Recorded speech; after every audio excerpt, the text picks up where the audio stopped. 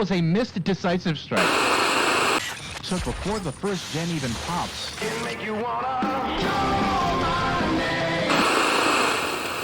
And we do see Deathwish convicted of murder here, as you can see by the score to the final set.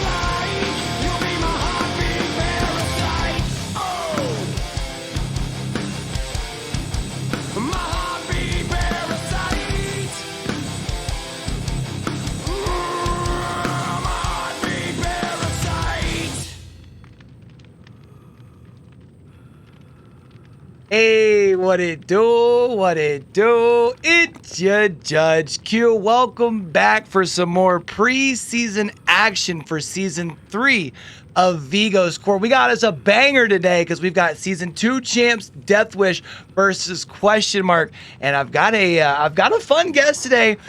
Someone y'all better get used to seeing. I can't wait to hear him on the desk and get going on our first matchup today. Counselor SSB Kid. How you feeling today? Are you ready? You excited? I'm super excited. When I heard we were going to get the Season 2 champions back on here for preseason, I was like, oh man. Doing some studying, doing some homework on the side, just realizing how amazing these guys play. It's like, we're in for a treat for sure. Yeah, what's interesting is even though Question Mark is like, I would say definitely the new... they're new for Vigo's Court. They're a team that I've seen a little bit kind of around competitive DVD, and they're bringing some experience to the table. They've got some different strategies that they're going to bring. I'm going to be interested, especially because this is obviously like all of our preseason games here, out of conference matchups here.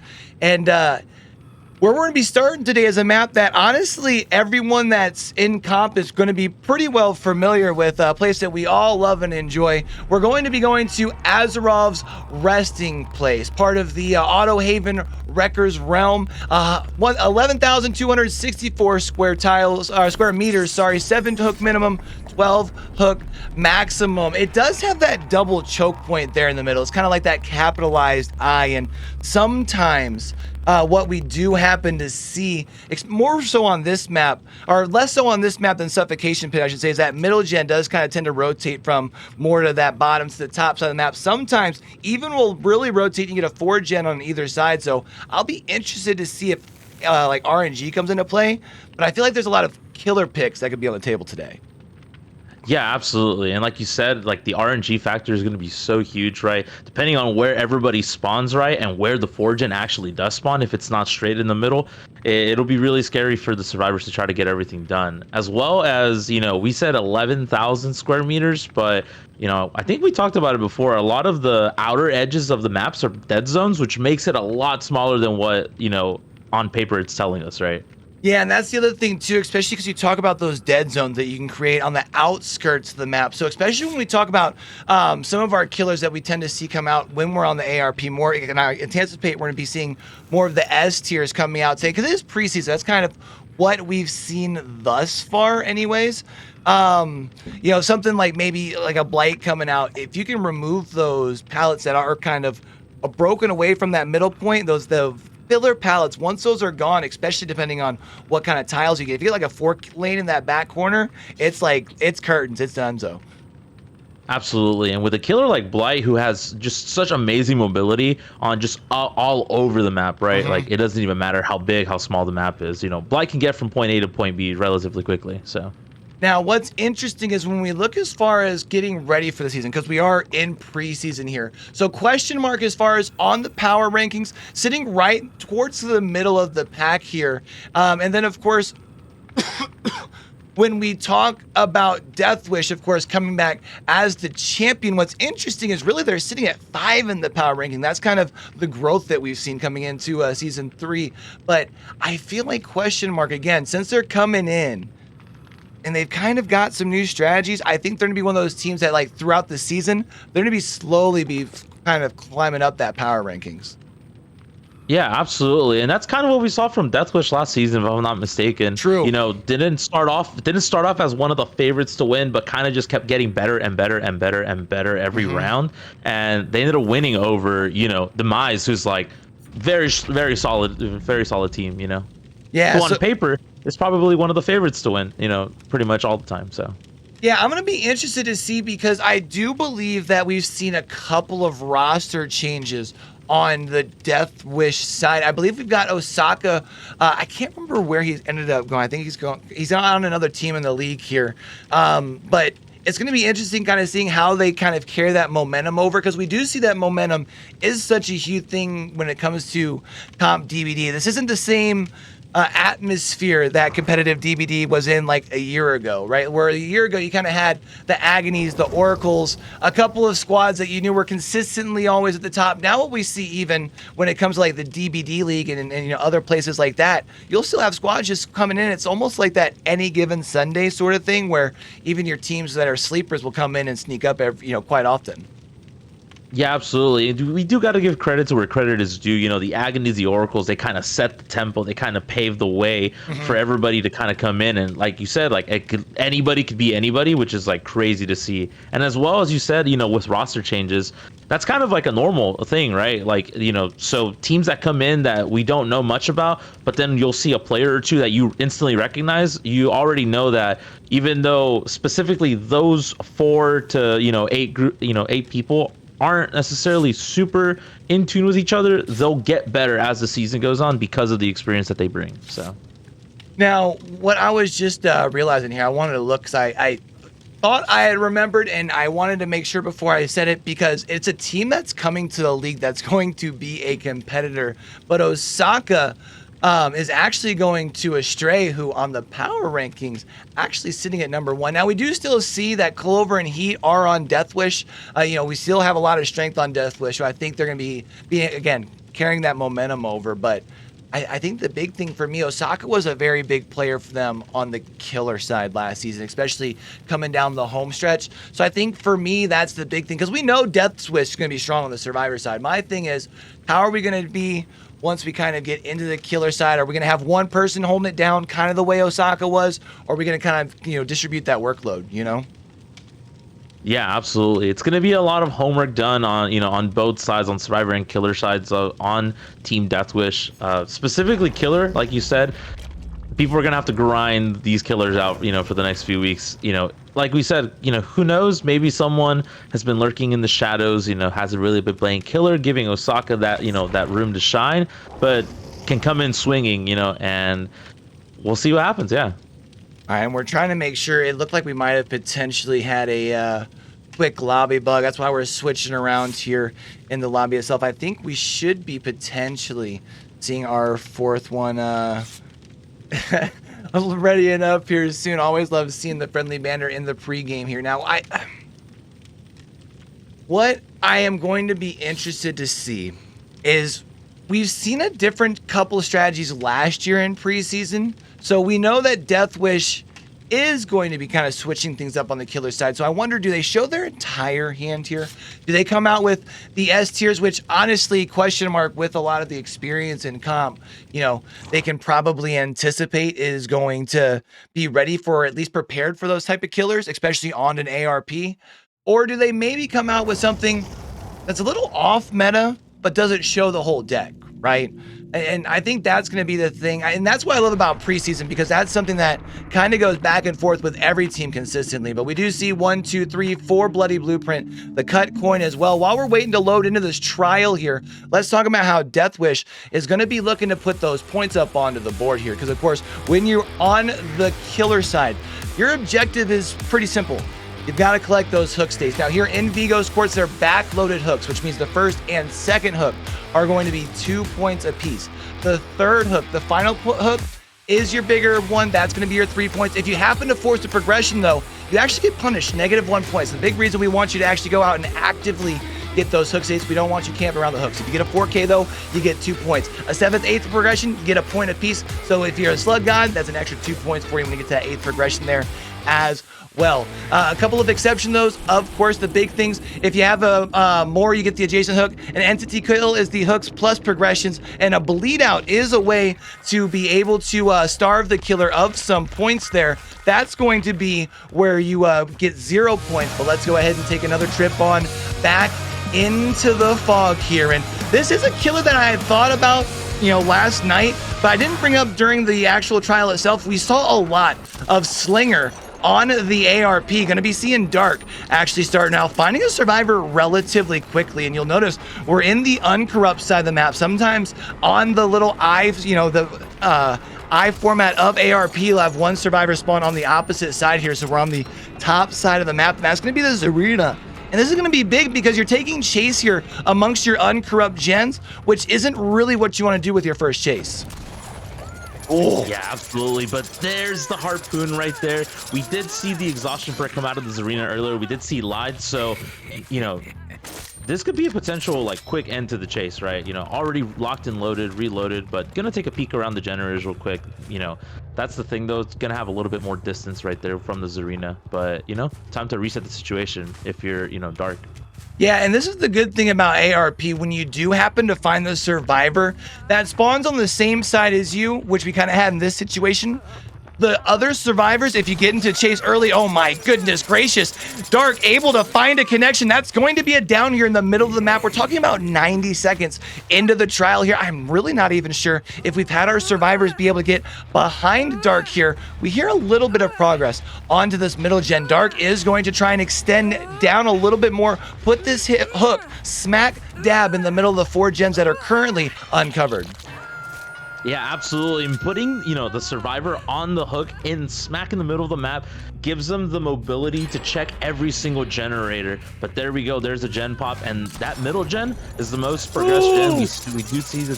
Ooh, nice. Able to get the shot onto the Lori. You did see a very quick save.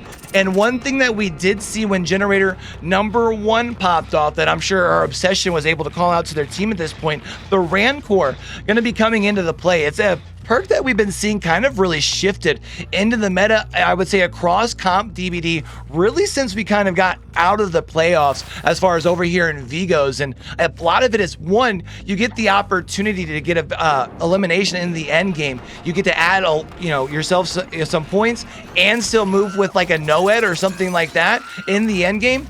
And also you get so much information, kind of like we saw here where Dark was able to realize where everyone was at, knew exactly that you were able to overcommit to this chase over here on the shack side. This is going to be a down onto the Lori. This is going to be fresh hook number 2. However, it's been a little while since we have seen our first gen pop. Makes me think our survivors are split across the board. We might see generators popping here in succession pretty soon.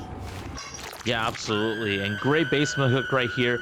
The way Dark was able to vault and immediately turn around, had enough time to just turn around and get the quick scope right there.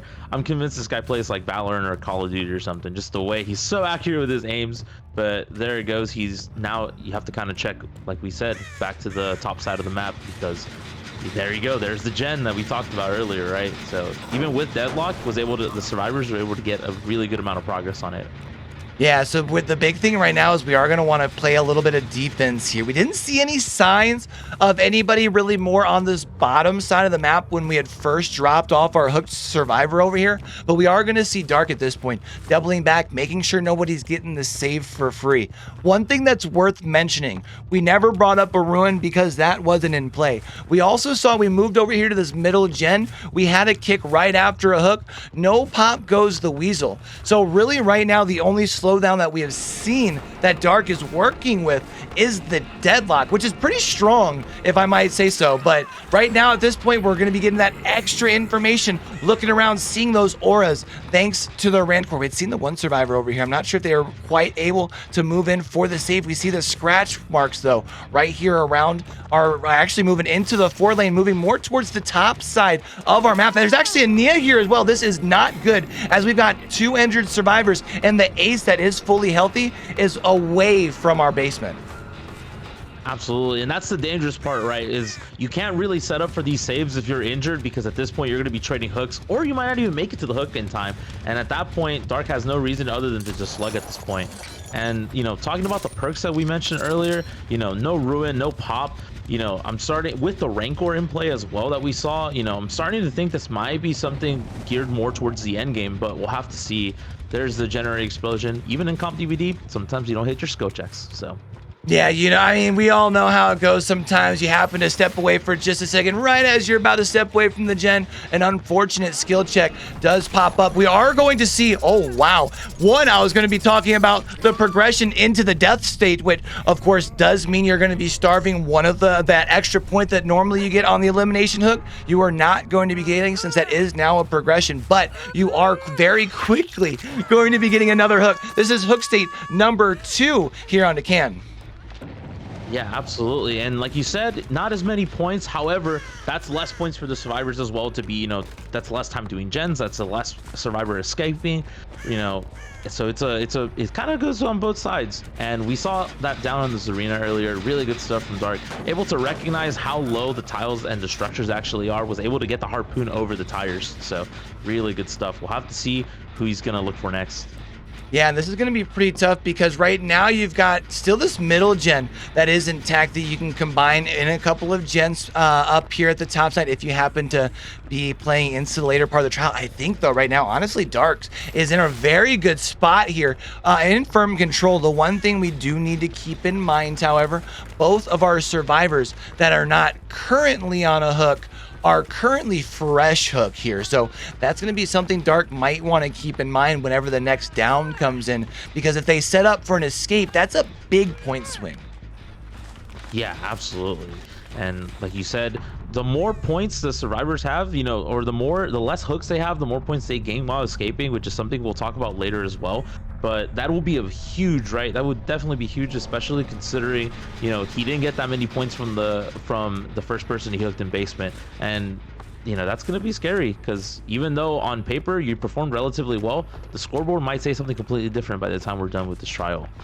And I'm pretty sure we actually have both survivors, if my ears don't deceive me, back here around the shack. We are going to be actually trying to find the backside of the ace. Ace was expecting a little bit of a hesitation there at the pallet. I think you should, oh, swing and a miss actually with the M1, which should allow for our ace to make another revolution, especially here with the miss. Of course, we generally see those Warden's keys, as we do see the green add-on down there. That's why you see that quicker reload after the miss. But Dark's going to try and see who it was that completed this gen back here. That should be our Nia. Nia is unfortunately caught just a little bit out of position. Shouldn't be able to make this pallet. Oh, actually goes a little bit too far. Is able to get caught by the shot. That's going to be a hit state, that health state here on to Trout. And now it looks like Dark might be more worried about. Oh, wait, did Nia actually rotate this way too? This is not good. Yeah, unfortunately right there, couldn't get the down, but you know, that's the thing, right? Is Deathslinger, whenever you get survivors to commit to an action, that's where you can get the free harpoon. However, with a big structure like that, or long structure, I would say, that it makes it really hard for you to get the second down. And even though it's been 2 survivors left for 2 gens, they still are managing to get some efficiency work done. Already down to 1 last gen, and yeah, you gotta drop those pallets, right? Create your distance, create your space. Once this killer commits to the break, that's your time to make distance and run. And this is the dead zones that we talked about, right? That's a down Nia, but will it be enough time for Seth on his ace to go finish the last gen? We'll have to see. Yeah, now here is the good news right now for Dark, because of course my boy Caleb here, he walks with a limp. He only moves 4-4, right? So we have a little bit of time here to, as far as hang time, no NBA, in order to find our ace, because right now, as we had talked about, ace still doesn't have a hook state. And if ace was to make an end game play via whether it's a wake up play at a door or a hatch play, that's a big point swing here. So I don't know if you take the risk of giving away your location by going for the unhook, because of course, you know, Trout can't, well, I shouldn't say can't unhook himself. We haven't seen a deliverance yet, but if there is somebody else to come in for the save, that's obviously where the survivor that is worth the most points to Dark right now is. So I would imagine we're going to be seeing Seth playing rather immersive. Yeah, absolutely. And even, you know, to talk about, you know, the deliverance play, you know, the only person, if I recall correctly, who got an unhook was the Lori, who was the first person to die. I thought you were, I think that's right. I believe so. So that basically means that Deli's off the table. So at this point, like you said, maybe the best play, because you have no hooks on you, is to kind of just stay hidden. And there you go, you know, already Trout going to the second hook state. So this is going to be scary, right? Like, do you make this play, or do you decide to play it safe? Try to get as many points guaranteed as you can and look for hatch. But at the same time, it's not even guaranteed, because it depends on where the hatch spawns, right? Sometimes we have seen it multiple times before.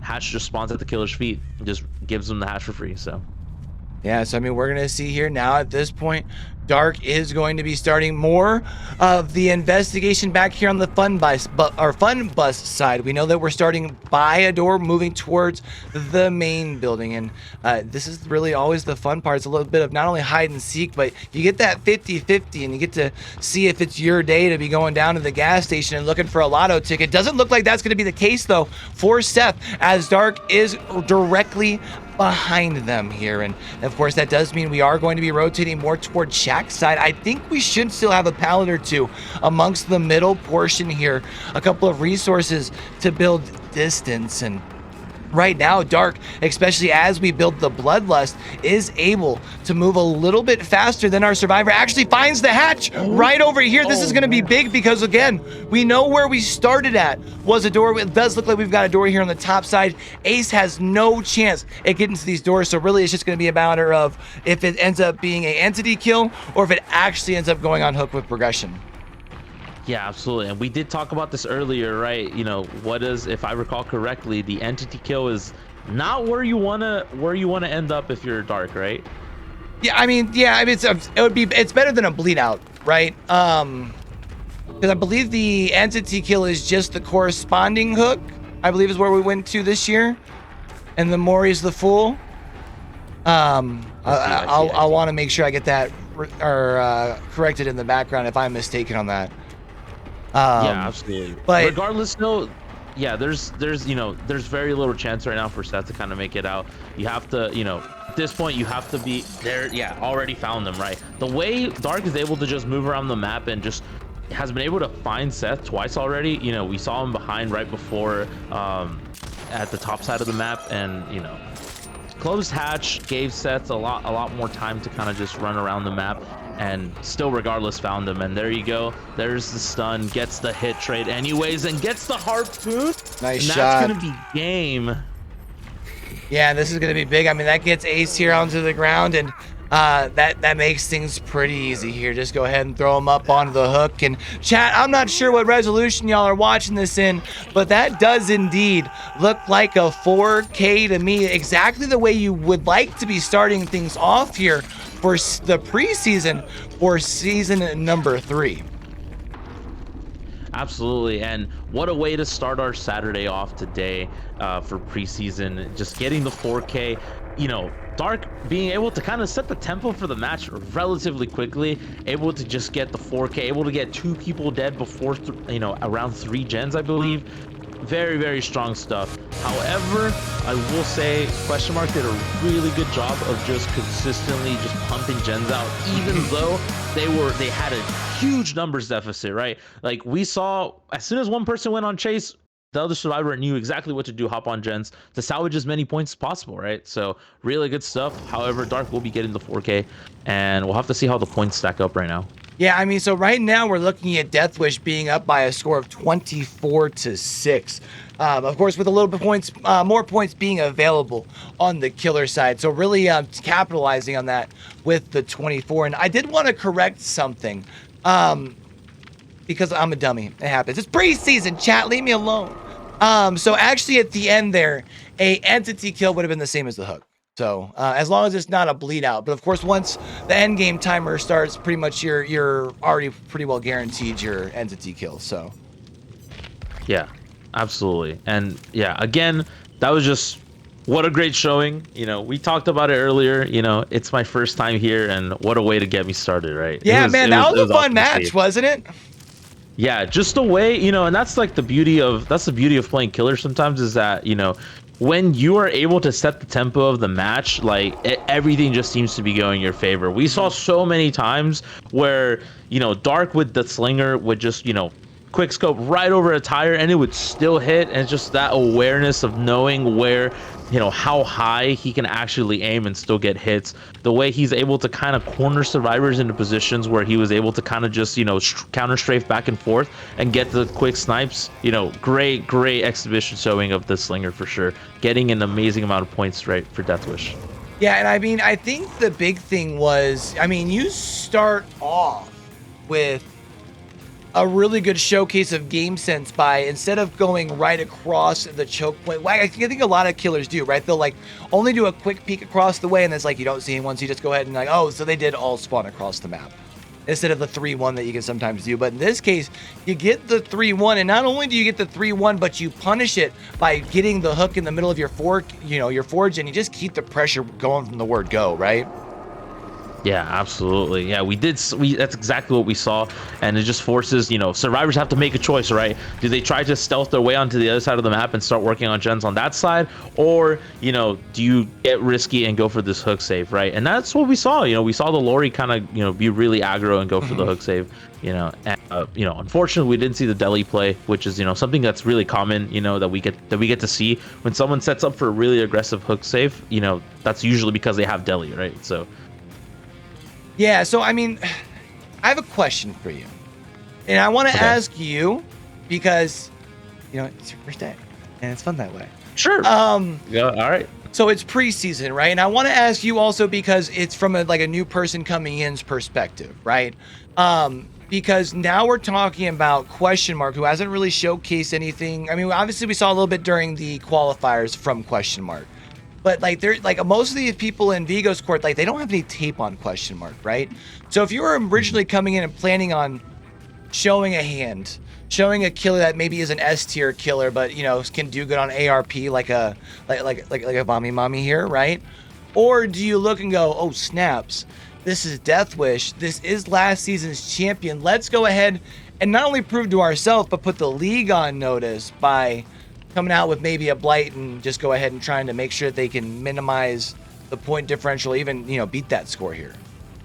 Yeah, absolutely. I hear what you're saying, and you know, just based on my, you know, experience across other games that are team based as well, when you go down 24-6, you kind of have to, you know, make a statement this next match, right? This next trial. So honestly, you know, I would personally would like to see one of the S tier killers come up, you know, and just they need to kind of take back tempo, right? Because you know, Deathwish just kind of set the mark already, and for Question Mark to come in with maybe, you know, not as strong of a killer and get snowballed the second game, then that would be really tough to see them come back from. Yeah, and I think especially because we're in preseason, like I feel like more options are on the table, because if we're in week 2, week 3, and it's like, well, I don't know if I want to waste an S tier killer, but let me at least play my game plan in game 2, then maybe I do a burn killer in game 3 or something like that, depending on who my opponent is. But this is preseason. You only have a couple games. You can really throw your your top 4 killers out and you're good, right? But at the same time, Question Mark right? We talk about Question Mark as a newer team to Vigo's. So do I want to play my best 4 killers while people are watching? You know what I mean? Yeah, absolutely. And that's the thing though, right? Is you also mentioned that there's not as much time, so we can see these killers kind of just burn quickly. So, you know, in this situation, maybe playing the S tier killers early on isn't so bad, just because at the end of the season, or at the end of the preseason, I mean, you can throw these curveball killers that people aren't expecting, right? And you have an S tier killer who kind of, you know, hanging in the back. So that like element of surprise, and in terms of who to prepare for, you know, the other team doesn't have that, you know, that luxury. However, if you kind of save your killers, like if you save your S tiers till the end of the season, they know exactly what to practice for. They know to practice for Nurse, Spirit, Blight, etc., right? Or Oni or whatever, right? But if you kind of, you know, spread your killers out a little bit, you do create that X factor that we might be able to see. So, you know, personally, I would like to see an S tier killer come out right now. And who would you prefer to see right now, Blight or Nurse? I would definitely love to see some Blight for sure. Yeah? Just the way he kind of just runs at you like this, kind of, you know, with, you know, the mob mentality, right? You know. Yeah. So we'll have to see, but I'm excited regardless. I'm pretty sure regardless of what killer we'll see, Question Mark is going to be looking to kind of just take back tempo, like I said earlier, and, you know, kind of hopefully present the same thing back to Deathwish, right? Kind of getting the 4K, getting all those hooks, right? That would be pretty big for Question Mark right now. Now, I did see a question in the chat that I did want to address because it's preseason, and because I had brought up the point where I was wrong on the adjacent hook. So the reason we did not see the Mori, unfortunately, I would have loved to have seen the Mori at the end there, is because the Mori is just the adjacent hook, whereas if you go for the hook, you at least get the, you know, the progressions on the next 2 stages. So that was the reason why we didn't see the Mori at the end. As much as all the people would to have loved to have seen it. So tis what it is. Oh, also, I don't know if you happened to see, or if you can see, but over, I'm on the wrong screen here now. I did it again! Over there in chat, we have been told to stretch. So, but while we're taking a second here, while we're loading and explaining some rules, make sure you're taking a second to stretch, get up, relax, and you too. Yeah, there you go. Get the blood flowing, get things good.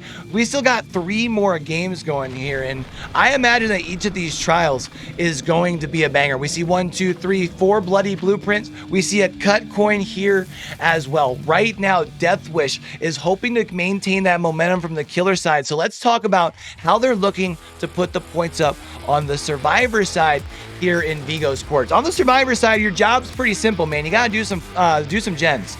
That's it. No, I mean, you also have to escape, but doing gens the first thing you've got to do. The first 2 gens you get a point for. The second 2 pair of gens, so the 3rd and 4th gen, 2 points. The 5th gen you get 3 points for. Now, of course, after you get gens done, you got to power those doors to get out. The first escape worth a point, the second escape worth 2 points, the third with 4 points, and the 4th escape, if you get all 4 out, you get more points. That's 6 points there. So as you can see, you get more points for the more people that you get out consecutively, right? Also, there is bonus scoring. Like if you happen to have more than, or if you have less than 2 hooks, or if you only have a hook or less, then you are going to get an extra point there. But if you have any questions or any things like that, don't ask me, don't ask your mama. Exclamation point rules in chat. Let's go ahead and take another trip on back into the fog here. Going to be seeing Question Mark responding, bringing out the S tier killer. We're going to be seeing the Nurse coming out. I actually found a survivor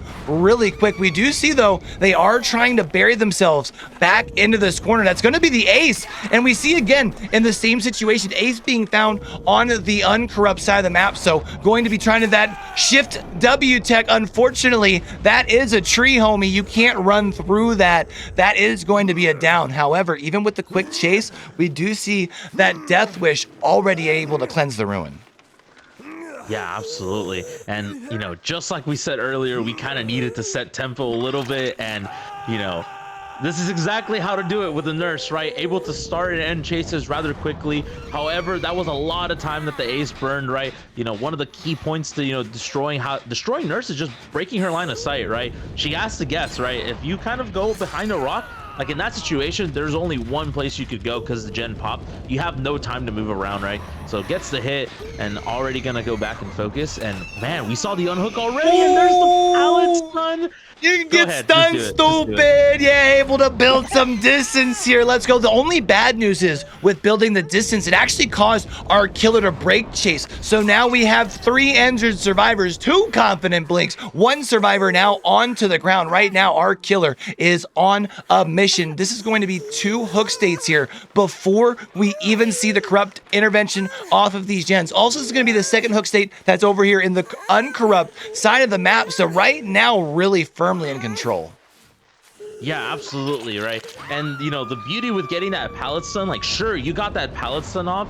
However, at the same time, it creates a scramble situation, especially with everybody, so much happening, right? We saw the pallet stun, we saw a rescue, and we did see another survivor on this side of the map anyways. So that kind of creates a scramble, and it's like, where is this nurse gonna go? So you get caught in really bad positions and was able to get the quick down even after the stun, right? So again, setting the tempo exactly what this team needed right now.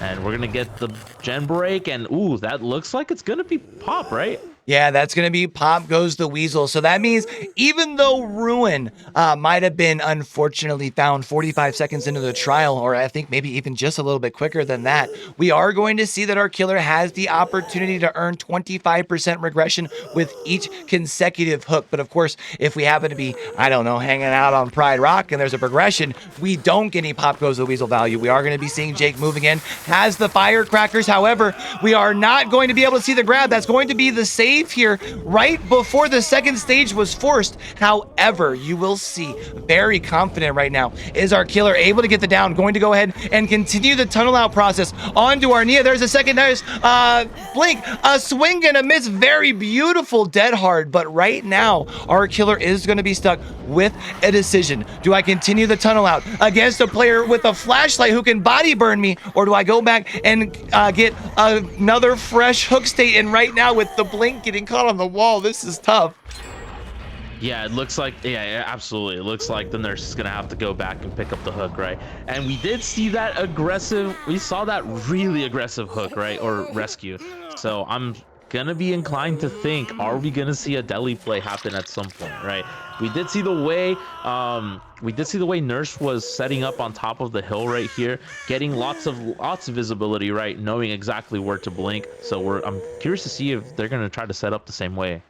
Yeah, it makes me think one of 2 things, right? Because you had mentioned the very hard dive in on the hook before second stage, which makes you think, boom, we've got the deli there. Now, here's gonna be the question when we get this down.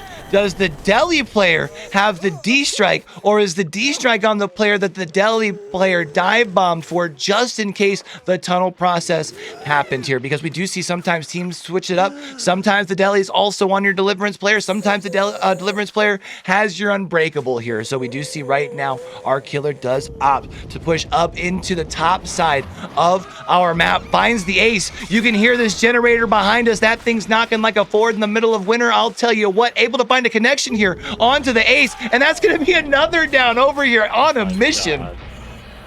Just the way you're able to start and end chases so well right now. Question marks really putting them on notice, and there's the pickup on the Jake, right? Even with the deliverance, you know, that's a lot of value. However, that is a little bit of time that you're wasting to go pick up the survivor, unless they had unbreakable, like you said earlier. So that'll be really interesting to see. So yeah, and I mean, now we see pushing right back up into this top side of the map here, and we still have our 3-gen intact over here. And I mean, we do have 1 generator over here by the hook, and this is going to be a tough situation for the nurse, because you obviously know that this generator over here has a whole lot of progress. And it's like, do I stay over here? We are going to see the pop. Go ahead and apply to this gen. I feel like maybe we could have used that on a generator up on the 3-gen. So I'm going to be interested to see how that strategy plays out here. yeah, absolutely. And I think at this point, they're well aware that they have to go defend this 3-gen. You know, it does get the pop, but regardless, still comes back to the top side of the map.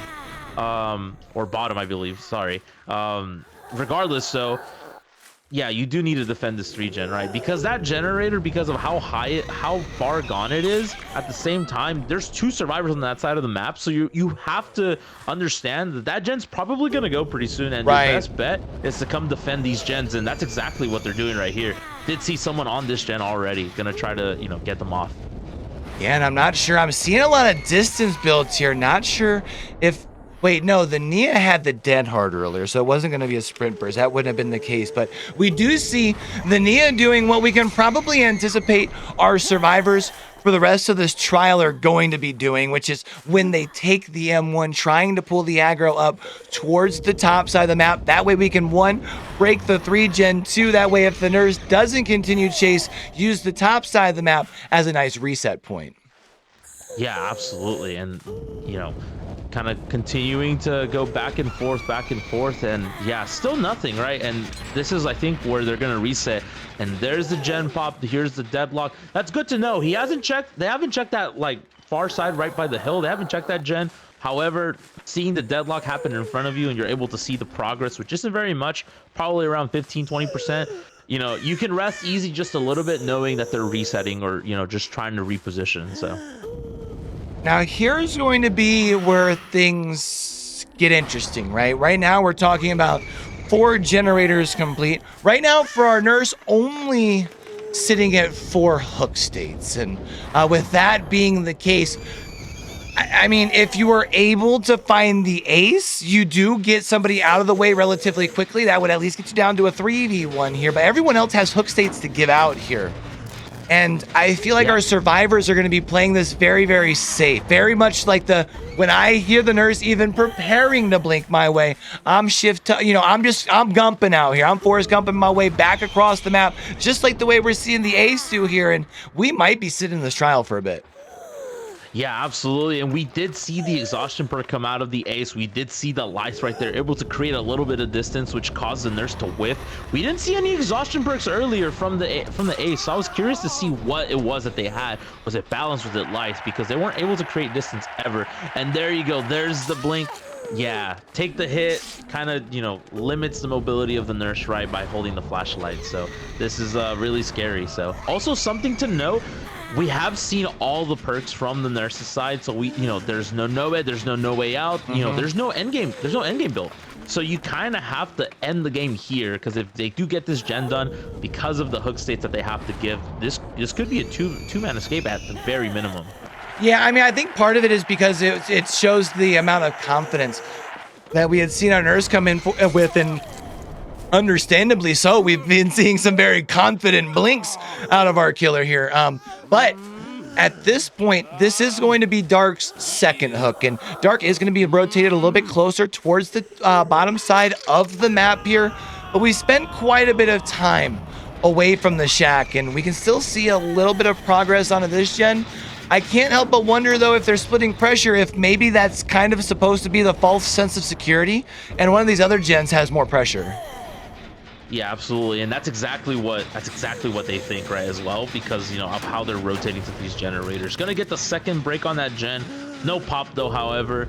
And yeah, already understanding, the survivors understanding the nurse has pop, probably have called it out already, knowing well whichever gen she breaks, that's the one we need to touch immediately. That way we stop as much progress as possible, right?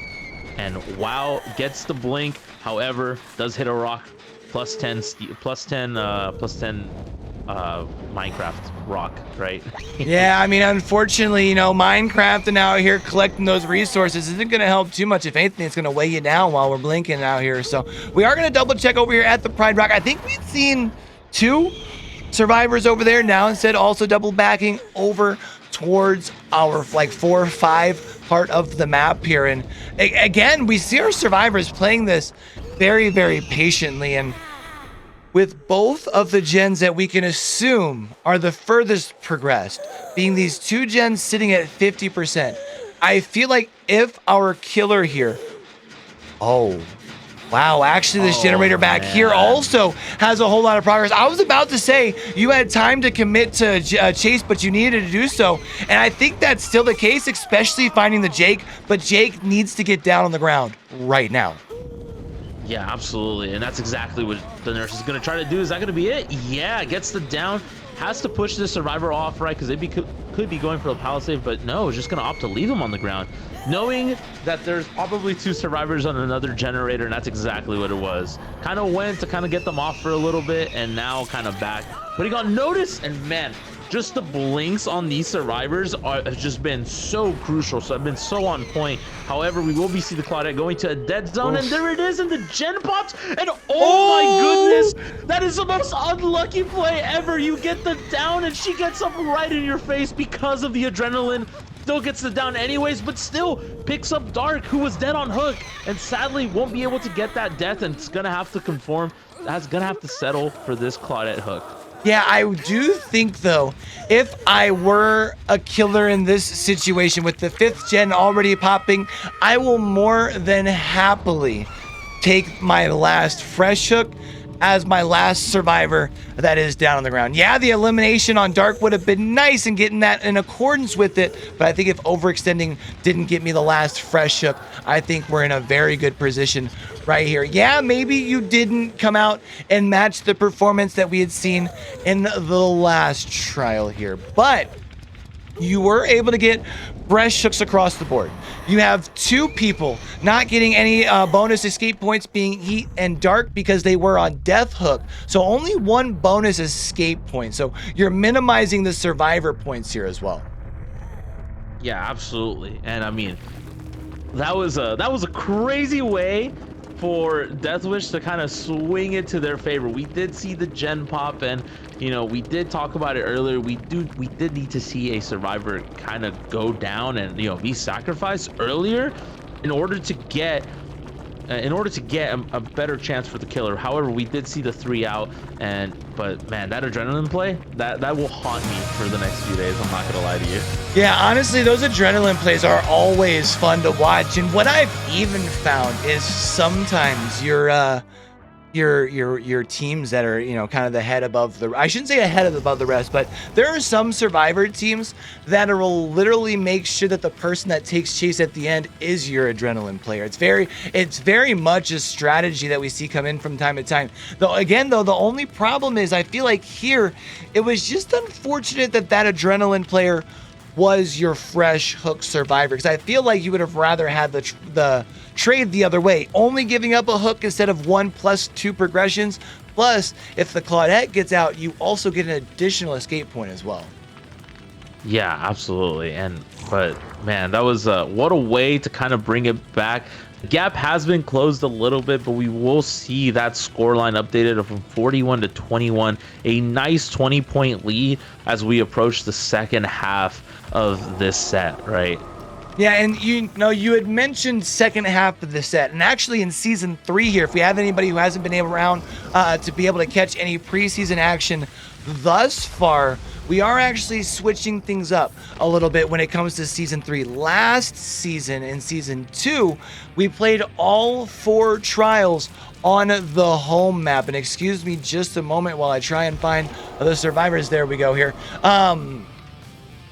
We played all 4 trials on the home map, but that's not going to be the case this year. So we are done with ARP for the day. And actually, what we're going to be doing is now switching things up and going to Deathwish's home map, which is Temple of Purgation. We're going to be purgating all over this thing. You know what I'm saying? And what's interesting is I feel like a lot of people see Temple of Purgation as like a really big, humongous map. But when you see here on the board, you'll notice it's only 9,984 square meters. 8 hook minimum, 13 hook maximum. I think the big thing that gets a lot of people really feeling the size on this map is that extremely large middle building. Because, you know, there are other maps like this that have around the same size. We saw last night, Rancid Abattoir, around the same size middle building, but doesn't have the basement the way that Temple does, right? Yeah, absolutely. And you know, that's like we said, that middle building, the main building, the temple, you know, how big it is. At the same time, people also get it confused the other variations of Red Forest, right? And those are, if I'm not mistaken, are a lot bigger. So, you know, it's gonna be interesting regardless. So it's still gonna have a couple of resources on the outskirts of the main building. Has that bottom floor right inside the main building to kind of take chase and kind of create your own dead zones, right? You kind of have to, people think about going all the way to the outskirts to kind of think about dead zones, but if you kind of just go down the stairs and hopefully basement's not there, right? Which, if I'm not mistaken, does basement spawn there pretty consistently, or does it also spawn in shack, depending on, how you manipulate I mean, we it? have the offering for it here. So, one thing though, I did want to bring up here real quick,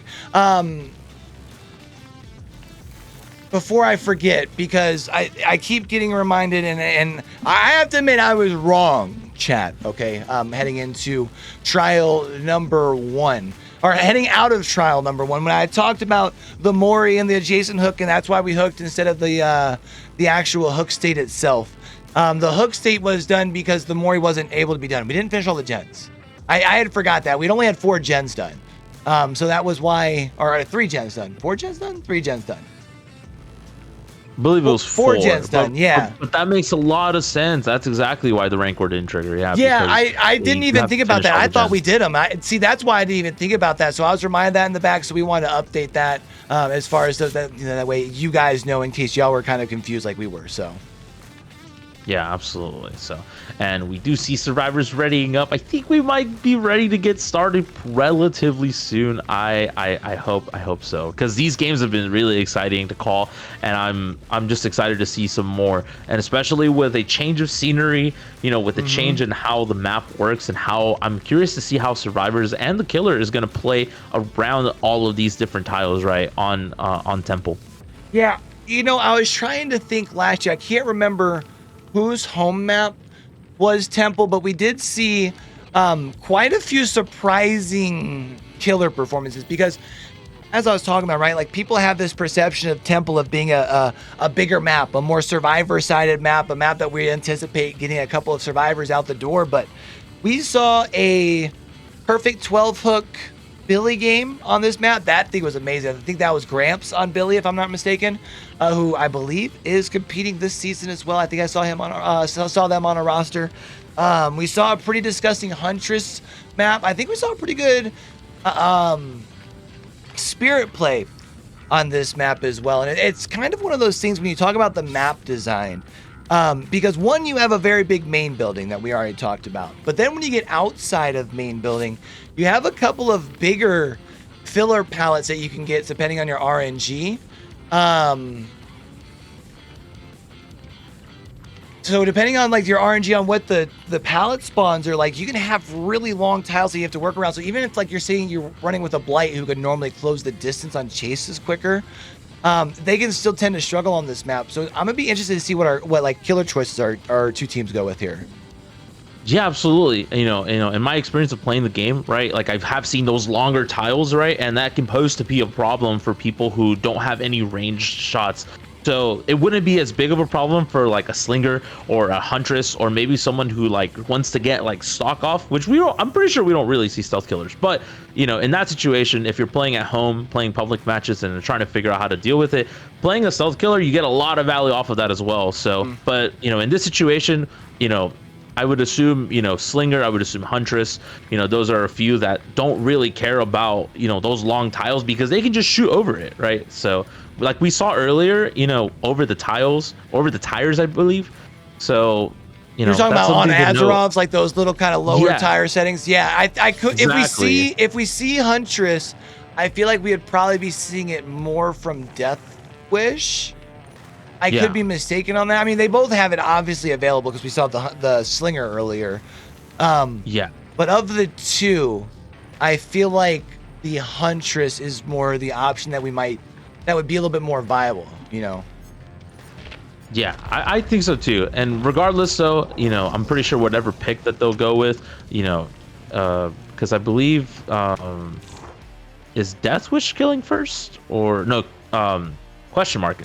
Question mark, right? Yeah. So we're gonna do we basically, the way we do it is the lobby should relatively stay the same unless the killer's obviously different, right? So switching things up, and we're gonna be still seeing question mark in that slot there. So gonna be interesting because of course question mark still looking to close the gap. We see 4 bloody blueprints. We see the cut coin there as well. We have some rules and things here in Vigo's court, so let's go ahead and talk about those here, chat, because we don't just allow 4 dead hards and things like that. There are some specific. First off, there are banned killer perks: Coup de Grace, Haunted Ground, Starstruck, Dead Man Switch, Pain Resonance, Lethal Pursuer, the usual no-ed combos, right? Like the Deadlock, the No Way Out. Those aren't allowed. You can use one or the other, just not both. As far as on Survivor side, no Prove Thyself, no Built to Last, Boon Totems out the window, no Boil Over. And then your normal Lucky Break combos to give you the extra stealth. So the Off the Record and the Iron Will not allowed.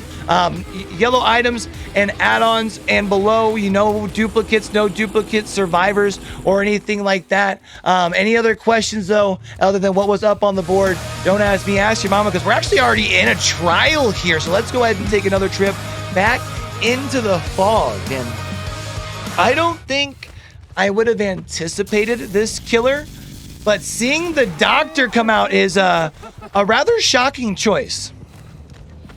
Yeah, absolutely. One of the things that I can imagine with this pick is, you do your homework on all the maps as much as possible, but sometimes having a killer in which you can get a lot of information with your ability, like we saw the Static Blast there, on a map that maybe you're not as familiar with, can be huge, right?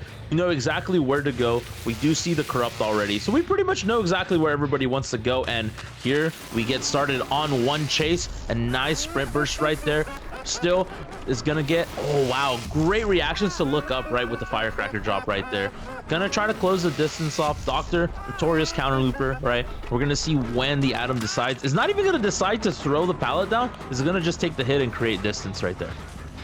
Yeah, and that is going to cause Seth here to take a second and kind of assess the situation of the gens around us here. We do have the Ruin currently in play, protecting those gens. Now going to use that Static Blast here, try and tier up a couple of your survivors, as well as get a little bit of additional information here as well. Going to be seeing the protection hit coming in from the Ace, trying to prolong this first chase coming in. We also hear quite a bit of progress.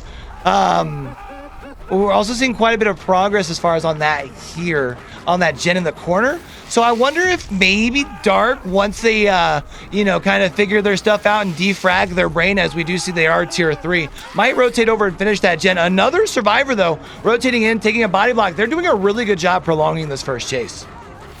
Yeah, absolutely. Just the way, they're being so coordinated, taking hits for each other. Is that going to be a hit? No. Oh my goodness. Just off the mark, barely. But as I was saying, right, the way they're able to kind of just take hits for each other, being fully healed, Doctor notoriously able to kind of close the gap, close the distance gap between survivors with that shock, limiting your mobility. You can't drop the pallet. You can only drop it before or after the shock. So you have to be really careful, right? And so far, they've been able to just take hits for each other so well. And here comes the blast once again. You do get some information. 2 people next to each other, and we did see that health state change from Dark. I can imagine that was probably the heal off. No, it actually wasn't. So 2 injured survivors, no body blocks unless Dark or Clover gets into position. So we'll have to see. Yeah, and that's going to be tough. Was trying to get the vault at the window isn't going to be the case. Heat up onto the shoulder. That is going to cause the grab. So at least you can't see the slug play here, but that is going to be in the basement. We also hear that loud sound notification across the way. That's going to be the Ruin getting cleansed as we see hook state number 1. Again, though, hook state number 1 being in the basement, Seth can use this to compound down some pressure. Yeah, absolutely. And, the Ruin going out at 1 gen, not the end of the world, 1 hook state, kind of just 1 for everything. Not the end of the world, however. But we do see, here comes the next target. It's going to be Clover with the Claudette. Is that a balance play? Yeah, it is going to be a balance play, right? Great positioning, right? Great awareness from Clover, understanding that she has the balance, that she's the one that's going to have to do the gens in the hill just in case you need to create some distance, and that's exactly what they did. Yeah, really good job to be able to create that extra separation. They're now pulling the aggro towards the 1 complete gen, which shows really good awareness here. Not even dropping the pallet. I think might have not been able to yet. There's going to be the swing and the down, and doing a really good job of falling in the pallet space. Is there anybody around for the save? and that is not going to be the case. So we are going to be seeing Clover now rotated towards this hook. I think that is Heat that we had just seen off in the distance here, who is going to be getting exposed with this big boom here. Oh, that was actually another survivor, I believe, that got exposed with the big boom. I think that was the Nia that screamed, and I wonder if maybe we're seeing like a distortion or calm spirit potentially. Yeah, I'm not really too sure. Regardless, though, I mean, running something like Calm Spirit, you know, against a doctor can be really helpful sometimes, right? But it's gonna find Heat, gonna get the down again. You know, potentially 3 hook stages for 2 gens. We'll have to see. Yeah, there is gonna be, you know, the magic word is not going to come into play, right? No stabby on the back, right? Gonna get the second hook onto Heat, and once again, Seth is going to look to reposition and kind of try to find the next survivors that might be on gens, right? Almost has, you know, the full power, almost at full power again to get the static blast. So we're pretty close. Yeah, and honestly, as we were sitting there perched up on Pride Rock, got a pretty good 3-gen setup when we talk about the kind of focal point being Shack here.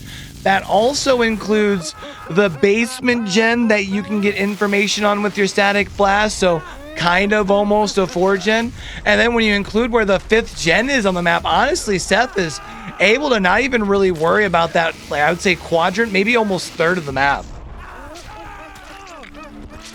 Yeah, absolutely. And there you go. You see the static, you see the shock therapy stalls, right? And there's the really aggro hook save. You have to think, oh, once again we see a live play right there, I believe. So, but you have to think BT in play, right, with how hellbent they were focused on trying to get this stun. And wow, gets the down once again. Are we gonna see it? Let's see it. Let's see if we get the magic. Oh, but we saw the Claudette trying to come in for the pallet save. Does take the M1, unable to get the save, so that is a valuable resource since that is one of those longer tiles. And not only is that a valuable resource now gone, that's also a teammate that's gone here as well, as that was hook stage number 3 here for Heat.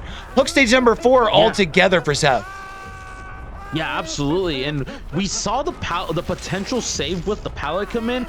You know, you have to assume that there was no D-strike on Heat, right? So that, you know, being on second hook, not having a chance to use it again later, you know, you have to think that that's probably what that was. And gonna get the first hook onto Dark. Once again, we see the really aggressive rescue coming in from Dark, and we did see it in the previous game also. Dark was the one that was running the deliverance. We'll have to see if Dark's going to try to go for that option once again. Yeah, and we're going to see Seth getting a little bit of information, was trying to look up for the easier textures to get the timer down in the bottom left-hand corner. We do see that there's a decent amount of progress on this bottom mid-gen.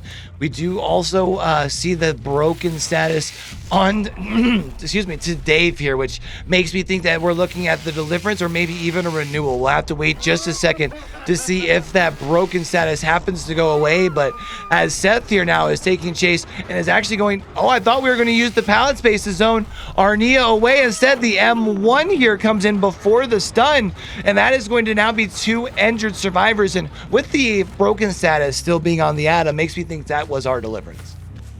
Yeah, absolutely. And we saw the recognition right there from Seth. Gets the pallet stun, but realizes that he would, you know, was going to lose a lot of distance if they were actually, you know, they actually decide to go for the hit, or for the break, I mean. And there goes the second hit onto the Atom, onto Dark. You know, gonna leave him slugged on the ground. One of the more common combos, right? The deliverance with the D-strike. We're gonna see the pallet break to kind of close that distance. So far, that long pallet was pretty good in terms of getting distance. Let's see. No D-strike this time, so. Yeah, I think Seth was waiting for that broken status here to go ahead and dissipate there, because that does let you know that minute has expired after getting off of the hook, and that's your D-strike timer there. We hear that generator in the basement has a lot of progress. Not sure if it's currently being worked on. I mean, it sounds like it has a lot more progress than it has last time we checked, which makes me think we have at least 1 active survivor. It's actually going to be the Claudette. That's Clover, the only fully healthy survivor. Now, that does mean that Shrimp is going to be the survivor that has to move in for the save here. And that's really the survivor you would like right now, as that is going to be the survivor that's fresh hook and yields you the most potential points if they were to die on hook. Yeah, absolutely. And, you know, Clover's awareness, right? You know, I just want to point that out, like, you know, these micro situations. You know, remembering Clover as the one with the balanced landing just gets the quick hop off of the stairs to create some more distance, forcing Seth again to kind of come for the rescuer, right? And that's exactly what's happening right now. Yeah, this is kind of a tough situation. I mean, Seth does have a pretty tough tile. I mean, you can make a mind game, but it's not the easiest one to make here. And we're going to be seeing Seth now just holding shift W. We out here gumping it, trying to get as much distance as possible. And now going to be down on the ground over here by the 4 lane. Going to be seeing Seth instead rotate the survivor. It makes sense though, right? Over towards the edge of your 3 gen that you have left here. And I wouldn't quite call it in the middle, but there it is as you see it in the bottom left-hand corner. That's your last fresh hook. And wait, was that aura from Seth, or was there someone right behind us? I'm not sure. Yeah. No. Oh, there is someone behind us. Yeah, we saw that right there. This is big because that is one survivor that you've already been able to quickly locate here, which does mean that we probably are going to be seeing our Claudette have to come in for the save, which means currently the last gen that needs to get done to be able to power the doors isn't going to be getting worked on unless you're trying to prioritize gens before friends. Yeah, absolutely. And we saw again the sprint burst on the Atom, no exhaustion perks, so no dead hard coming in, right? And yeah, Seth is gonna look to close this chase out. I believe Dark is also dead on hook, so this will be, you know, this will be some more points, I believe, right? If you do get the down on this Atom. Yeah, if the good news is if once you get the Atom down here, you are down to a 2v1, and you know, we are going to be seeing the save coming in just in the nick of time, but now it's, you know, right now the snowball has been, let me get somebody down and on a hook, while there is still one potential person working on a gen. But if you can get somebody on a hook now at this point, you can prevent generator number 5 from popping. We also hear this gen behind us has quite a bit of pressure on it. Yeah, absolutely. Gonna go for the break, right? And we did see, you know, the change in health state right there from Shrimp. That gives you more information as, you know, if you're Seth, you can rest a lot easier knowing that they weren't working on the gen during that entire chase, like you said earlier. So that's going to be really helpful in terms of, you know, closing this game out. Now, it is intriguing to see that our Claudette does move back towards the 4 lane over here, because I feel like a 4 lane, not exactly the strongest of tiles against the Doctor. We do have a stronger filler here, and this area should be able to make it at least back to the pallet over behind us in the 4 lane. And I'm wondering if the Nia is rotating over to that gen that we had kicked kind of by the stone structure, or if they have another one that's even further, because I don't see this chase taking much longer. We're actually going to be seeing Claudette force the grab here, which is really more so to encourage Seth to go straight for the hook instead of going for the slug, because you already have the survivor in your hand, versus if you use the M1, you kind of might be encouraged to slug. And I mean, you know how these killers be out here in pub games chat. You know it's slugging for the 4K. We've all been there. Absolutely. I've been on the receiving and the dealing end of both of those, right? And speaking of receiving, we do receive another set of points for the survivors, getting the last generator done finally. However, you're the only person left. What are you gonna do, right?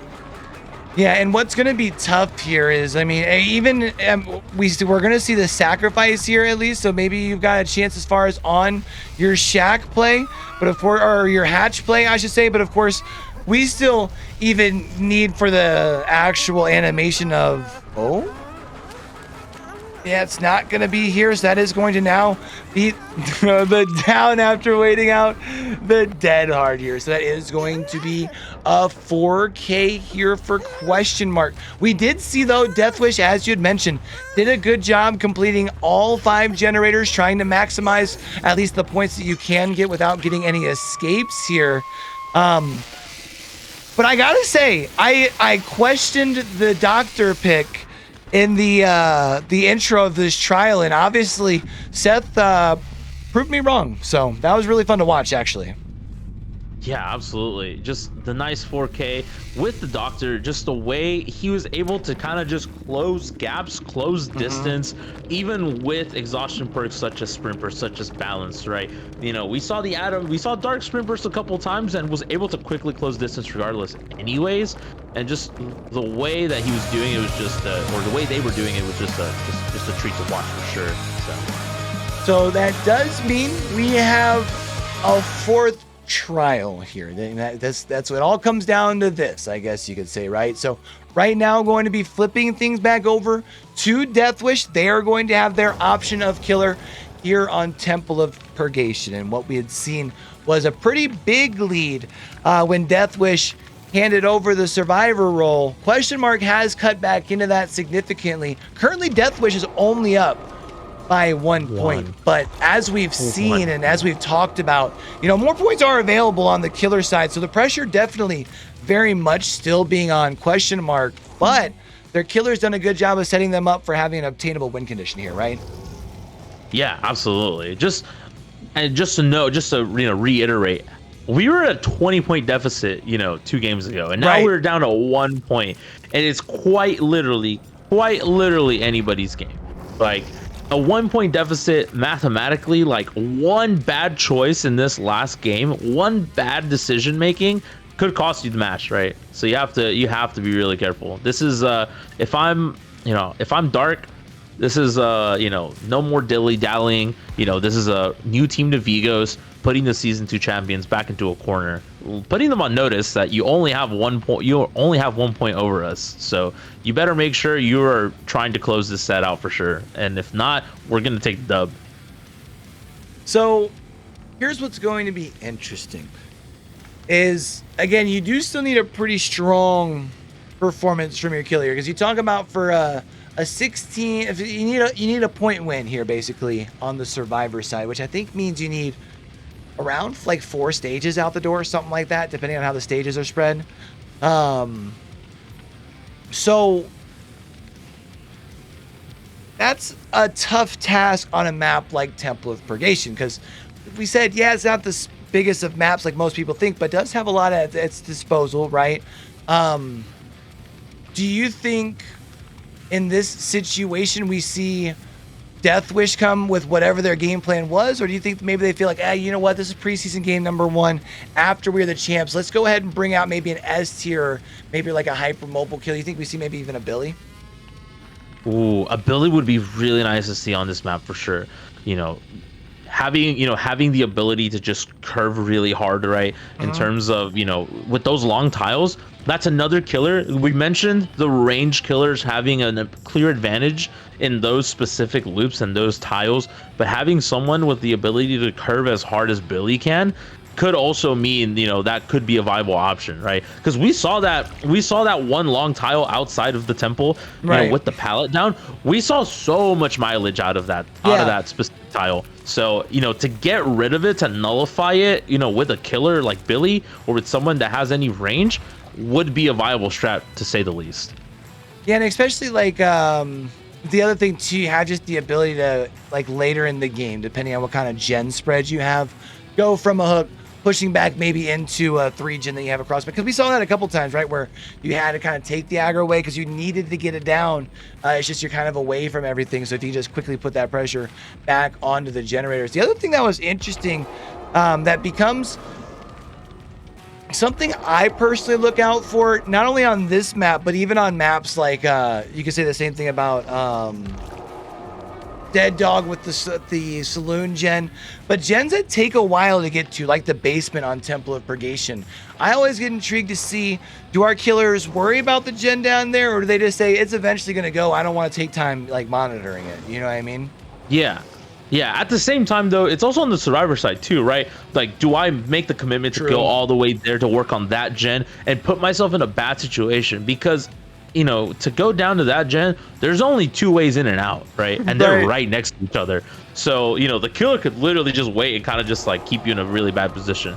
Especially, if someone that has setup, someone that has mobility could also nullify that gen specifically. So, it's on both sides of the coin, right? Like, it's a little tricky for survivors and killers alike to kind of worry about that gen. It's just at that point, I think it comes down to the situation. It definitely is it depends answer, right? Like it depends on how far you are along in terms of generator progress, how many hook stages do you have? Do you have someone dead already? Like it just depends. But regardless, though, the decision making from both sides has been pretty optimal to say the least, right? Again, 1 point difference, so very evenly matched. Again, reiterating the season 2 champions, right? Kind of, have a 1 point lead. Their backs against the wall just a little bit. Yeah, I think that you touched on a pretty big point there with the because we saw Deathwish, jump to a pretty big lead. And then the new guys, at least the Vigos, I feel bad for calling the new guys because I personally, I know they've been together for a while.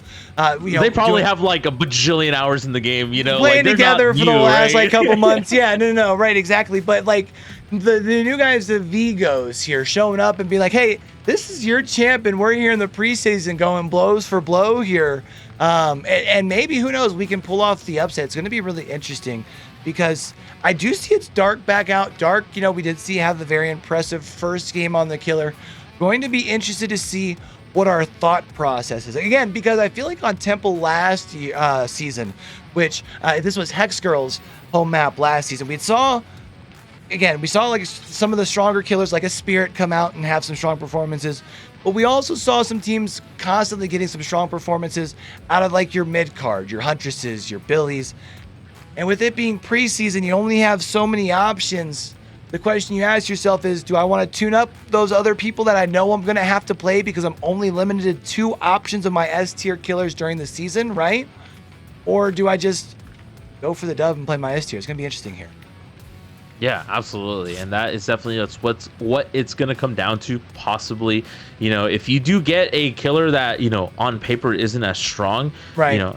You also have to think about the experience that, survivors have on certain killers. Because, in terms of Nurse, Blight, like all your other S tier characters, like pretty much everybody across the board has some experience, and there are not enough hours in the day and in the week to gain that level of experience on every single killer, right? Especially the ones that people rule out because they're quote unquote mid tier or low tier, right? So in that situation, that curveball could be huge, right? Because you're stumped, you don't know what to do, right? Right. So we'll have to see. Now it is worth noting because it's you talked about coming in, get Deathwish in a tough situation here, only up 1, but like. Yeah, I don't want to say it's just the last season's champion. We saw Deathwish in tough situations a lot last year. I mean, you had talked about it even before we got started, right? You acquired a bad spot, had a lot of your good killers taken, so you don't have those available to you when you start.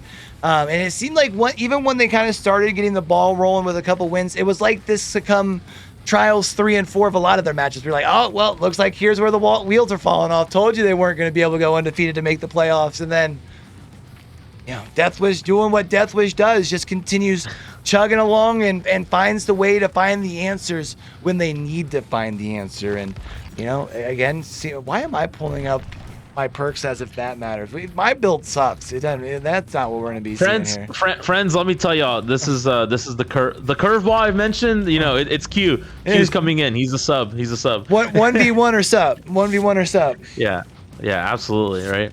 So Cowshed 1v1. Let's do it. Listen, man, meet me at the back of the temple. No, oh man, that's menacing. I would not want to go anywhere by myself with you. Not gonna lie. Well, I mean, it's the way it goes sometimes. We do see though, it looks like our competitors here on both sides are ready to get this thing down to a decision. And you'll see again one more time up at the top, a 1 point game here. Deathwish only up by 1 point. They are going in on the killer side here. Dark's going to be rolling up for our killers here for Deathwish. So that does mean, right, that you have more points available to you. We're going to see 1, 2, 3, for Bloody Blueprints. We see a cut coin. We have rules here in Vigos, and believe it or not, rules are not meant to be broken. So let's go ahead and talk about it here, y'all. So here in Vigo Sport, if there are penalties, things roll a little bit different. We kind of roll with the punches here. They can either have a reset, they can be played out, or replayed, or both, right? So auto resets are like things with having cross play off, things where we're gonna have issues with the lobby. Optional restarts are going to be things like banned perked items, using exhausted killers, players not listed on the roster. We can make that decision at the end. There is no reset for a couple of other options here, but actually we see behavior being unlike behavior and loading in very, very quickly. So if you have any question about those estimation point rules in chat, but let's take another trip back into the fog here. And I think we see that Deathwish is wanting to make sure that they have no questions here. And what they're going to do is come out with the S tier. We're going to be seeing Dark on the Blight, finding a survivor relatively quickly back here, already getting one pallet out the way at a relatively strong jungle gym. And instead, breaking chase and moving to go check in on the uncorrupt gens. What a fitting way to end the set today with the Blight, right? We talked about it earlier. We've been chanting from the stands, we want Blight, we want Blight, and Dark is finally giving us some Blight. And yeah, very smart decision, right? To kind of break chase, kind of in a weird spot, did not have that much line of sight, so had to realize, you know, I need to leave or else 2-3 gens are gonna start flying. And found 2 survivors, you know, so it's gonna be good. Gets already hit on Zarina. Blight able to end chases quickly, and that's exactly what we see. We hear that gen next to us. I imagine Dark is gonna want to go for this hook that's right here, creating pressure. No, I was gonna say 100%. I'm sorry, I did not mean to cut you off here. You're talking about pressure though that we're creating. You have 25% instant regression on that gen that we have there, and this hook is in your uncorrupt side of the map, so Dark can just vibe. You talk about a quick down on the edge of the corrupt gen, you basically get to camp this hook state for free. Yeah, absolutely. So, and here it is. We see some survivors, all right. Dark sees someone, gonna get the Blight rushes, right? Give me the serum, give me the ultimate power, the injections. Gets the hit. Unfavorable trade right there from Trout, but we will see that that time that Blight took to get the hit will result in a rescued survivor. And here it comes, the mobility, right? Creating pressure. He's right back on you, right? That's the biggest thing. That's what makes Blight so strong, is just able to get from point A to point B with little to no effort at all. Are we going to see a dead harder right here? No, we won't. And already down again. And yes, we might. Are we going to see it? Oh, it's no not. D-strike right there. Oh, this is tough. This is really tough. I was going to say because we haven't seen a gen pop. But now, even with the gen popping, going to be worth noting, since we have a survivor already so close to being removed from the game here, this gen is covered up. That's the deadlock. And having a slowdown like deadlock on Blight here lets me know that Dark means business. Absolutely.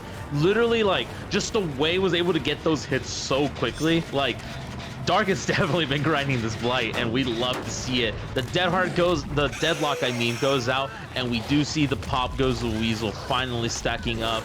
We do see no rescues so far right now on Zarina, so this is a really tough situation for, you know, the survivors to be in on question mark side. Yeah, and we're going to be seeing a dry kick now come out on the gen right in front of our hooked Zarina. We're going to be seeing Dark now taking the time, and I mean, honestly, can't blame him. You've got deadlock. You know, when generator number 2 pops, the generator that's the furthest progressed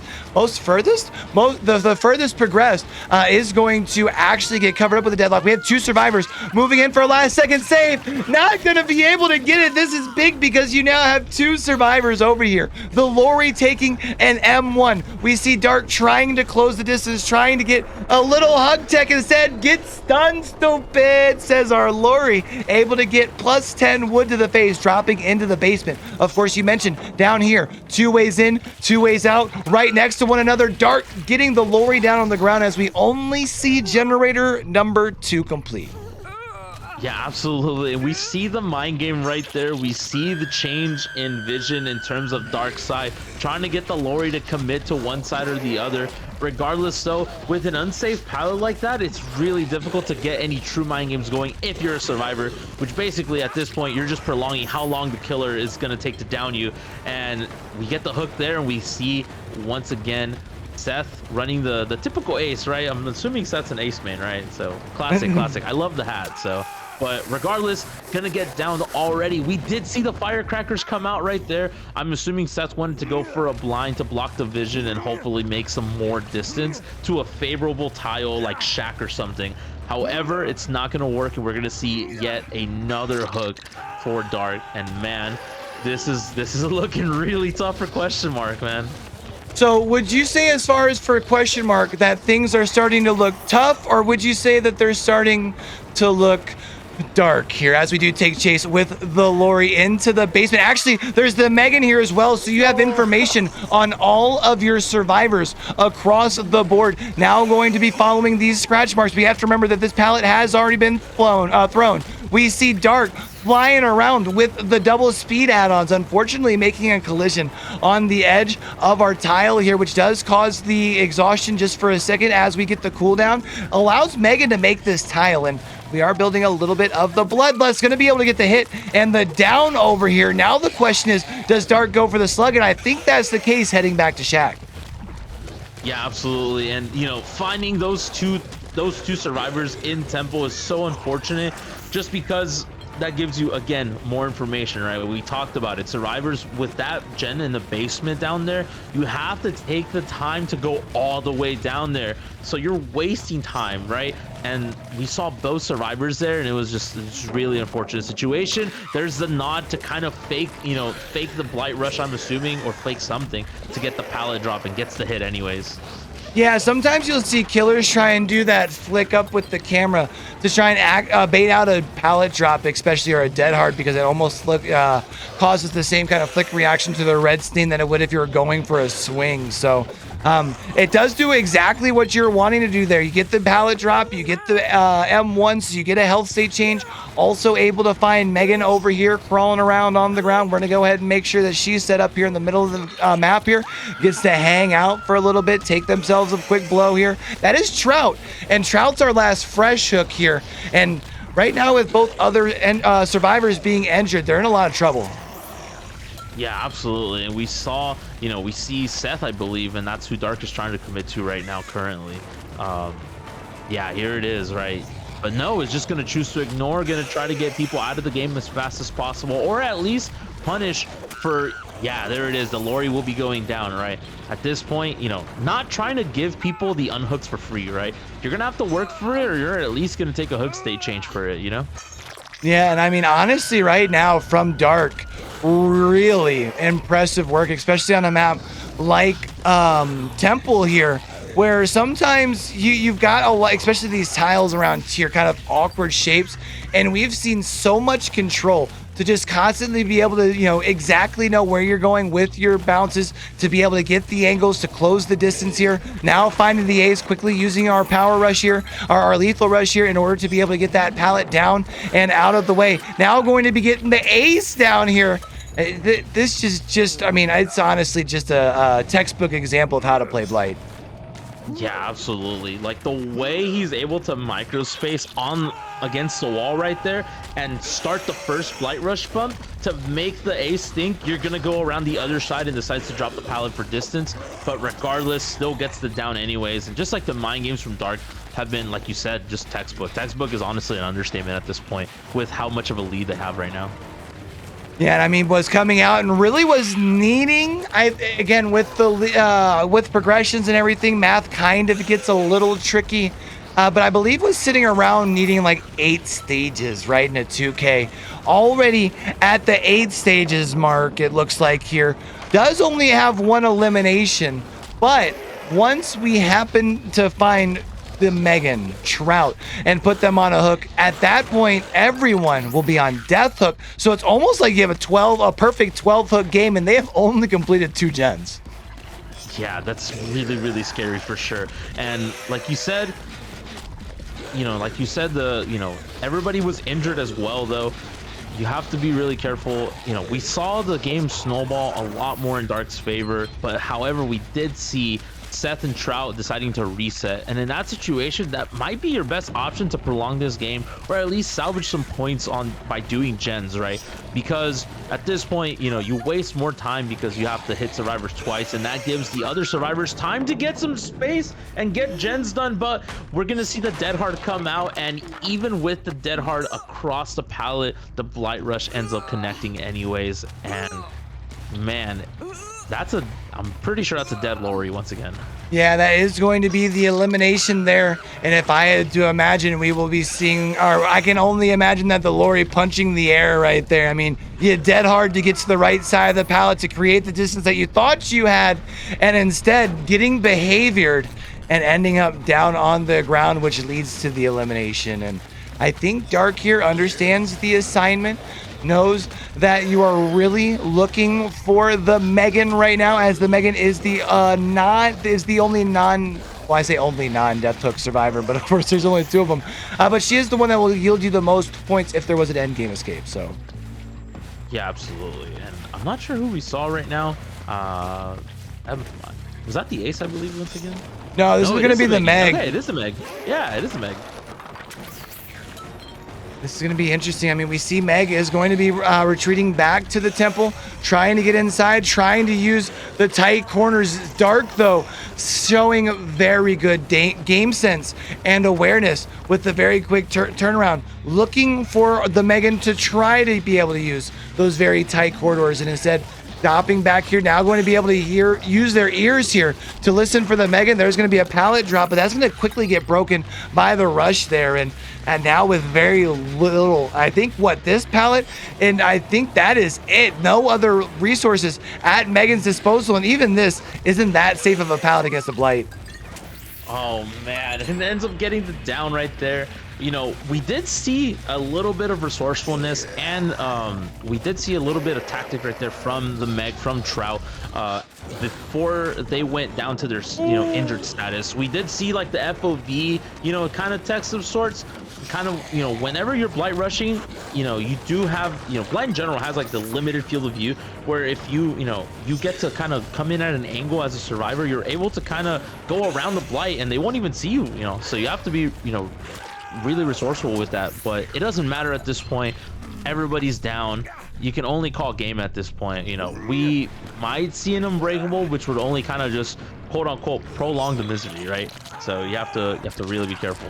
Yeah, and I mean, look, I know that we were already at a decision here at this point in the game, but for Dark to start the rushing animation, to then drop into the basement while in the middle of your rush chain, be able to find the ace, still get the ace down, and 4K at only 2 gens up, so 3 gens complete.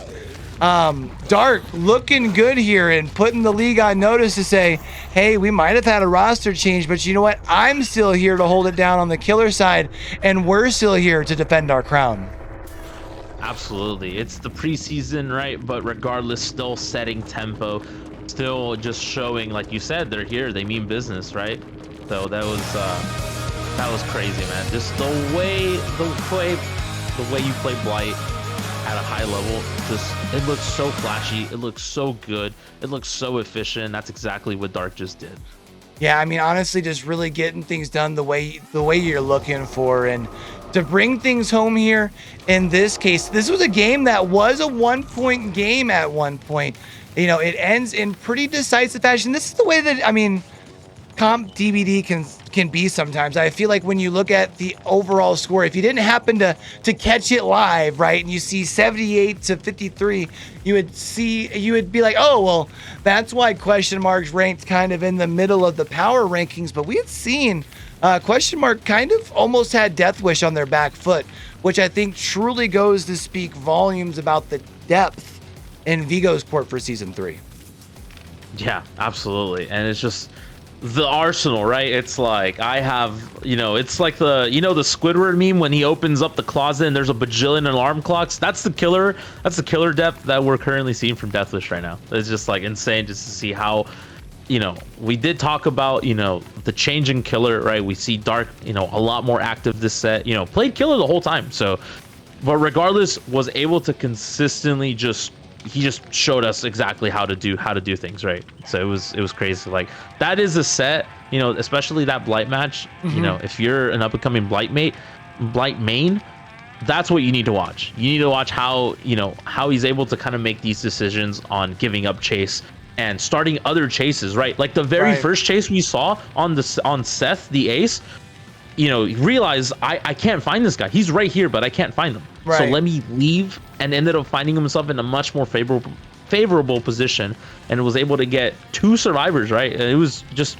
from there on, it was the Dark show for sure.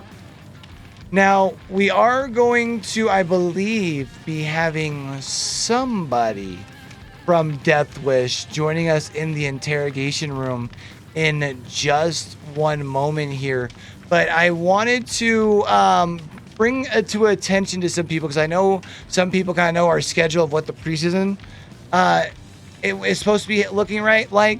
And we were supposed to be having another preseason game here at 3 p.m. and it was supposed to be a banger, Rebirth versus Petroleum. It is going to have to be rescheduled here. So what we're going to do is we're looking to reschedule that. We're going to record it, and we'll actually have it onto our YouTube. Not sure if maybe we can have our mods in chat. I know we're on a delay, but whenever we get to this point, go ahead and throw that YouTube into the links over there. Make sure we got people subscribed, because that's also a great place to check for some VODs if you happen to miss the live stream, as well as shorts and things like that. But we'll just it's a way to keep an eye out there. So whenever that video does drop, if you already have those notifications on, it's the best way to see, because I anticipate that's going to be a really good game. Yeah, absolutely. And I think, I think it is the time to kind of segue into the interrogation room. You've been doing some really filthy things, man. But I believe we do have Dark in here, right? Yeah, Dark joining us in the interrogation room. Dark, gotta be feeling good after that two very good killer games today, huh? Yeah, it's nice. It's nice. We weren't really expecting me to be playing killer for this league, so it's a bit of a last-minute decision, but it worked out, so that's good. Yeah, I know we were kind of talking about it heading into the matchup, seeing some roster changes on your side.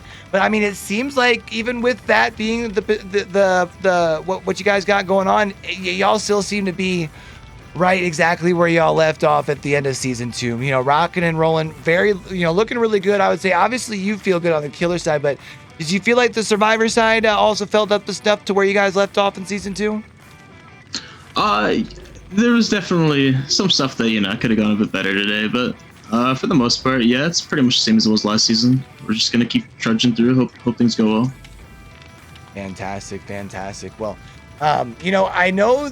So, while I have you here, real quick, I would love to get your perception. How are you liking in season 3? Playing one survivor and killer side on one map and one on the other? I like that a lot more. Yeah. It's a nice change from playing the same map 4 games in a row. 4 times in a row. Yeah. Definitely. I'm sure that probably helps. Even though, seeing different killers, because last season, as you saw, right? Like you usually you don't see mirror matches, but let alone seeing the same killer just throughout the 4 trials. But just switching up the environment, I'm sure probably feels really nice. Yeah, for sure. Well, hey, I know it's like a holiday weekend. Some people are getting ready for travel and stuff like that. But before we get you out of here, is there anything that you would like to say to the fans of Deathwish, the people of Vigo's Court, or even just the other competitors of Vigo's Court before we get you out of here? Good question. Nothing in particular, just good luck to all the teams out here. Yeah. Well, fantastic, man. Well, again, awesome showing. Oh, but I'm taking all the spotlight. SSB, you have any questions for the man of the hour here? Hey, man, you got it for sure. You pretty much hit all the points for sure. I would like to ask, we did talk about, we did talk about the last pick on you guys' side, Dark. We talked about how, you know, we had these long tiles outside of main building, right? And we saw you guys really capitalize on it, you know, specifically against the Doctor. And we imagined, you know, one of the things I was bringing up was, you know, are we going to see a range killer specifically to kind of not have to worry about these, you know, these tiles? Or are we going to see someone like Blighter Billy who has insane curve, right? And doesn't even have to worry about these things, right? Like what? I don't want to dive into, you know, your game plan, right? Because you are live. So feel free to just like not share what you don't want to, but like what was like the thought process in terms of picking the last killer for this game 4? Well, initially we weren't sure who to pick because like the score was really close. We were deciding, and then one of the person who was in our VC chimed in and told us that these picks didn't actually count towards the main season, and then it was like, oh, okay, we're bringing Blight. Yeah, there you go. You immediately just knew it. You're like, oh, okay, yeah. That's something that we talked about. That's something that we talked about on comms, right? So we were talking about, you know, being able to, you know, because we have less preseason matches, we were talking about pulling out the S tier killers, you know, at any given point. And the way that the way that the killers were kind of spread, it definitely gave like that element of surprise on both sides, honestly. But man, the Blight was just such a masterclass on like how to play Blight, on decision making as well, because we did see that first chase on Seth's ace not necessarily go the way you wanted it to, and you just decided to just break chase, and you ended up finding 2 other survivors and then snowballed the game pretty much after, right? So that was just a treat to see, to be honest. Yeah, I got pretty lucky with that early game after the first chase for sure. Well, Dark, we appreciate you, man. You have a great rest of your evening. I think it's evening for you, right? Rest of your afternoon, evening. It's 11:43 for me. Oh, well, enjoy the morning. rest of your day, man. You already got the hardest part of the day out of the way. Yeah, we look forward to definitely seeing you guys holding down and defending the crown for the rest of the season, Dark. So you have a good rest of your Saturday, all right, homie? For sure. Thanks, guys. See ya. All right. And so, kid, that wraps up your first experience over here in Vigo's court. And what do you think? Fun, right? We got it lives up to the hype. An experience is probably an understatement. Honestly, like I felt like, you know, just the fanboy in me felt like I was watching YouTube videos on how to play Blight, the last game specifically. Like just the way he was playing was just like truly just a treat to watch. And that's like going to be something that I'll definitely take time to look over, you know, do some more research and homework, you know, away from the camera, right? So, but regardless, it was such a great time. It was really fun. You know, it was really fun getting to talk with you about the game as well, because it was truly a treat. Yeah, so as far as this game here, that is going to be Deathwish, convicted of murder. And as we talked about, we are not going to be having the 3 o'clock game. That is going to be getting rescheduled, put on the YouTube. Make sure y'all follow the link, get on there, hit subscribe. We do have some other games later in the weekend, though. So if you're still wanting to keep up with some more competitive DBD and, more importantly, Vigo's action, make sure y'all check down there in that bottom left-hand corner. Smack that follow button, turn those notifications on. That way we can catch y'all right back here live every time. And we have games tomorrow at 3 and 6. And if y'all do celebrate the holiday tomorrow, you guys have yourselves a very happy and safe Easter, y'all. All right. And then till we catch y'all back here next time, don't forget, with everything crazy going on in the world today, be true, be you, be sincere, game hard and love hard. All right, y'all. That's SSB. I'm Q. Be easy. Peace.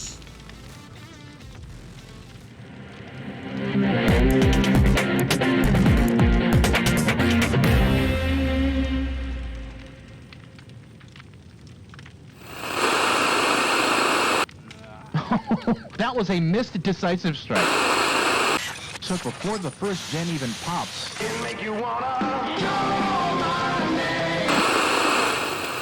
And we do see Deathwish convicted of murder here, as you can see by the score to the final set.